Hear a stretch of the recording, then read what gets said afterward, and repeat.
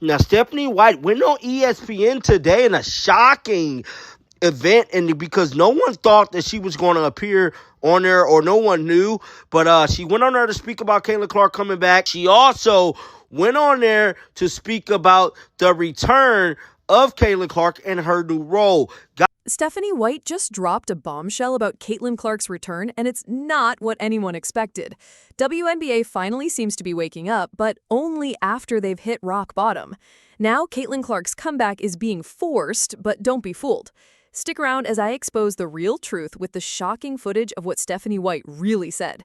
This is about to blow your mind, and not in the way you're hoping. Guys, with that being said, let's roll the footage. National championship at Purdue. You were actually on the Fever's first team. Yes. And now you're coaching there. What does Indiana basketball mean to you, and what does the Fever personally mean to you in being back there your first season? I mean, this franchise is just a part of my DNA. You know, growing up in Indiana, playing most of my career in the state of Indiana, being a part of the first Indiana Fever team, being a part of the first championship Fever team, and then being able to coach in this organization, it's been huge for me. I take a lot of pride in basketball in the state of Indiana. I take a lot of pride in this franchise and being a part of this franchise. And you know, Kelly Krauskopf is back with our organization, who really was the architect of our first championship and has been the backbone of this franchise. And to work with her and Amber Cox and to be able to coach generational talent like Caitlin Clark. And, you know, we really do just have a great group of human beings and a strong group of women that are leading our organization. And when Caitlin Clark does return to the floor, how is she going to help elevate this team even more down the stretch of the season? Well, she demands so much gravity on the defensive end of the floor. She's constantly seeing multiple players, and she makes the right reads and makes the right plays for our group. So she's going to continue to allow us to stretch the floor. We're going to be able to, I think everybody else will be able to get more higher percentage looks because of what she demands on the defensive end of the floor. And she brings our own defensive versatility because of her length, because of her size. So we'll certainly look different. I think we'll be that much more dangerous on offense in particular. On one hand, the WNBA is finally bringing Caitlin Clark back, but on the other hand, the haters just won't quit. Jeff Teague has the nerve to spew nonsense against Clark, and let's be clear, this isn't the first time he's made a fool of himself. Watch this clip, because what he's saying is about to blow your mind, and not in a good way. The hate train just doesn't stop, does it? 24. Easy. Yeah, Natasha Howard handling business, 21, 5 and 5. She been going crazy. Leah Boston had 16 and 12 as well. Sophie Cunningham had 17. Did CC play?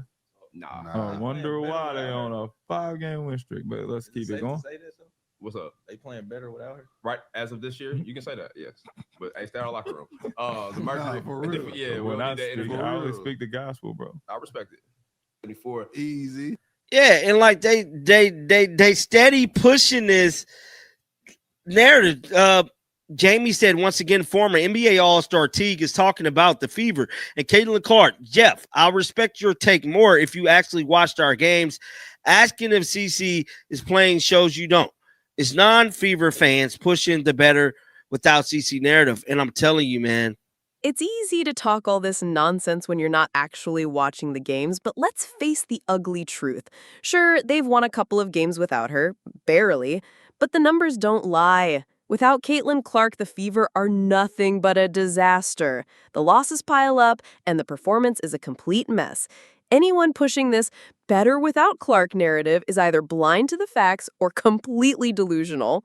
Losing game after game without Clark isn't a coincidence. It's an undeniable issue staring the Fever right in the face. If you think Caitlin Clark isn't getting the real praise she deserves, drop a comment below. The CC effect is real. No matter how many games they win, they lost more games without Caitlin Clark playing. Like, so everybody argument that Caitlin Clark is the Achilles heel, Caitlin Clark is this and that, your argument is obsolete, bro. They will forever have that notion on there, that blemish on there. Now, if they would have won more games, lost less, then you might have had something. But by them losing 7 damn games without Caitlin Clark playing lets us know that, yeah, they need Caitlin Clark. And they won 8 without her. They're just now getting to the 8-win column they won 8 games with her. So they're just now hitting that 8 number yesterday. The claim that the Indiana Fever have their best record in 10 years is nothing but a house of cards, built on a flawed foundation. Sure, they're winning a few more games than usual, but let's be clear, this isn't real success. It's more of a mirage. The true test comes when Caitlin Clark returns. Without her, they've barely been scraping by, and suddenly they're being hailed as some kind of powerhouse? Don't fall for this manufactured narrative. The real story here is that they're only holding on by a thread, and without Clack, they'll fall apart once again. What is we talking about here? What are we talking about here, bro? How is this even a thing? I just hate this, man. I just hate this. But for the first time since 2012, the Indiana Fever has a record like this. For the first time since 2012, they are winning consecutive games, guys. Y'all do know this. Men lie, women lie. The numbers don't lie. The last time the Indiana Fever played basketball like this, the last time the WNBA World seen this, they won the WNBA championship. Can we talk about that? How I tweeted out the other day that the championship is loading because it's definitely on the way. They are balling. The amount of basketball that is being played, the aggressiveness, the passing, the shooting. Well, the shooting hasn't been very. Let's talk about the so-called championship aspirations. The Fever are being hyped as potential contenders, but let's get real. They're nowhere near ready for that level of competition. People are acting like they're on the brink of something big, but when you dig deeper, it's just a lot of wishful thinking. Sure, they've had a few decent games, but this is the same team that has struggled for years. No, they're not suddenly a championship contender because of a couple of wins.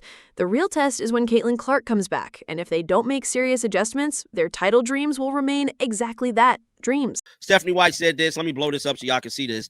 Let's replay this real quick. Listen to this. Yeah, I mean, we have updates and our recovery's going well. It's just, I think for us staying the course and making sure that we're really diligent about each step that we take and that we don't have setbacks and that we're patient with it. I know she wants to be out here on the floor and we want her out here on the floor, but making sure that she's ready is the most important thing. I still don't know how far we are. We're going to take it one step at a time, one day at a time, and go from there. Yeah, I mean, so that was Stephanie White. Now, the homeboy Mike said my assessment for Caitlin Clark return was always 6 weeks. We put her at around August 20th. They can't risk rushing her back, and she got to have 2 full weeks of practice. Now, granted, right? So we know Mike ain't lying because Mike stated she got to have 2 weeks of practice. Caitlin Clark was seen yesterday in practice attire pulling up to the Seattle game. There was footage of her warming up with the team and shooting around yesterday. And now the same Stephanie White who was holding Caitlin Clark back from the spotlight is suddenly showering her with praise. Why? Because now the entire WNBA, hell, even Stephanie White herself, finally gets it. Without Caitlin, the WNBA is nothing. No viewership, no money, no benefits. So now they're scrambling to bring her back to the court. But hold up, there are still the delusional haters out there who think Indiana is somehow performing better without her. Let me break it to you. The records tell a whole different story, and they're nowhere near as pretty as the narrative some people want to push. Now, the real question is, what will Caitlin do when she returns? Will she live up to the hype, or will she crumble under the weight of everyone's ridiculous expectations? One thing is for sure, Caitlin will perform. But here's the kicker. She's coming back from back-to-back injuries, and while she's an absolute force, we can't expect her to be the same player as before. The expectations are high, but there's a dangerous line they're walking. And wait for it, are they seriously about to put all of that pressure on just one player? Because Sophie Cunningham is injured too, and no one's even talking about that. It's like they're blind to the fact that she's getting cheap shots left and right too. The reality is, Caitlin Clark can't carry the weight of this entire team alone, and trying to make her the sole savior of the Fever is a huge mistake. It's dangerous to dump all that pressure on her, no matter how talented she is. The Fever have bigger problems than just missing one superstar. If they don't address the root issues, Caitlin's return won't be the miracle they're all hoping for. She's not some kind of superhero, and pretending she is could lead to a crushing letdown. It should be interesting. Should this team, I don't see this team winning a title this year. I don't. And I think a lot of it is because Caitlin Clark got hurt and the gelling of the team. Stephanie White still trying to work out how to use Caitlin Clark. But I certainly could see them making the playoffs and winning a series. I think that's a success. I said before the season, I didn't think they would win the title this year, but I saw them getting to the semifinals, maybe even getting to the finals. And some of that is who do you draw too? We know that, right? So we'll have to see how this goes going forward. Nice to hear Stephanie White understands the team is actually more dangerous with, the most dynamic player in the league back. We all know that when Caitlin Clark is on the court, the entire team's energy goes through the roof. It's her game plan that fuels the performances, and thanks to her, players like Kelsey Mitchell and others finally find their rhythm and score. But let's face it, when Caitlyn's been sidelined with injuries, those incredible performances have been nowhere to be found. Now, even Stephanie White is realizing this harsh truth. During the whole season, she failed to utilize Caitlin Clark's skills properly, and now Clark has been hit by one injury after another. It's starting to look like this team won't even make it to the semifinals, let alone contend for a championship. The truth is, they've been surviving without Caitlin, but barely. Now that Caitlyn's recovering from her injuries, the question remains, will she come back strong enough to carry this team? We'll see how she handles it, but the road ahead is not looking pretty for the Fever. Pretty strong statements about the officiating in the WNBA this season. Everybody has. Everybody's been talking about the physicality and everything like that. What's been the difference since you made that statement to what you're seeing right now? I don't know if there's been a lot of difference. I think the biggest thing is that we just want accountability, right? We want everybody to continue to grow. This league and the players are as good as it's ever been, and they are as good and as versatile as they've ever been, and we want that trend to continue to grow in all facets of our league. And no one has been shy about speaking up about it. No. The players deserve it. Our game deserves it. And why has it been so physical? Like, I've noticed that just watching the games, and I get it. You want to go out there and be physical. You want to go out there and be tough, but it does feel a little bit different this season. I think as players, you will always be as physical as they will allow. I mean, these are the ultimate competitors, right? The best in the world at what they do. Any edge that you can get to win a ball game, you're going to take advantage of it. And I think the physicality is, because it's being allowed to be that way, everybody's stepping up to it, and everybody's embracing it in their own way. Yeah. Coach. So now that was Stephanie White talking about the brutal physicality of the league, but here's where it gets interesting. And trust me, this is about to explode. She had a whole monologue on ESPN that nobody saw coming, and it's time we really dig into it because, man, what she said is nothing short of shocking. She started talking about Caitlin Clark's return after her injuries and her new role. Let me tell you, the way she described it, it's going to be an absolute game changer. We're talking about a whole new level of intensity. When Caitlin Clark steps back on that court, it's going to be lights out basketball. You think the Fever are bad now? Just wait until she's back. I'm telling you, I can feel it coming in the next 2 weeks. 2 weeks, tops. Mark it down. That's when we see Caitlin Clark re-enter this lineup and completely shift the dynamic. It's about to be a whole new ballgame. Hold on tight, because when she's back, you better believe it's going to be a show. And all those better without her haters, they're going to eat their words. Some of this right here. Games, which ties their longest win streak in the last 10 seasons. Now, Kelsey Mitchell and Aaliyah Boston have dominated, averaging 19 and 15 points per game, respectively. The Fever have kicked it up a level as of late with their longest average. Now, I talked about this the other day. This is the biggest win streak they had since 2012, bro. The Indiana Fever has been playing lights out basketball, and this is their best record in 10 years. They're on the verge of being in second place in the rankings. The win streak in the W right there. Indiana has also moved up in the standings, are now just a game and a half back of second place in the league.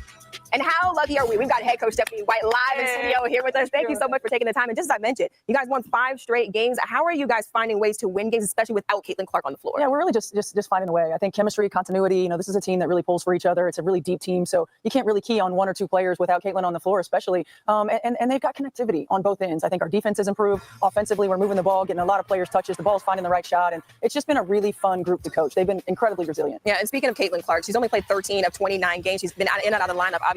Think that Caitlin Clark has only played 13 out of 29 games this season. 13 out of 29, bro. 13, that is bad. She's been gone damn near half. So here's the reality. Caitlin Clark's return isn't just a game changer. It's the lifeline the Fever desperately need. The whole better without Clark narrative is falling apart faster than the team can keep up. The numbers don't lie, and anyone still pushing that nonsense is living in a fantasy world. Caitlin's back, and no matter what the haters say, this team won't be anything without her. Stephanie White can hype it all she wants, but the pressure's on. Can Caitlin deliver under the weight of these insane expectations? Time will tell, but one thing's for sure. Caitlin Clark is the real deal, and it's gonna get crazy. Now, if you're tired of the noise and ready for the truth, drop a comment below and let me know. Do you think Caitlin will be the savior or fall under the pressure? Let's talk about it.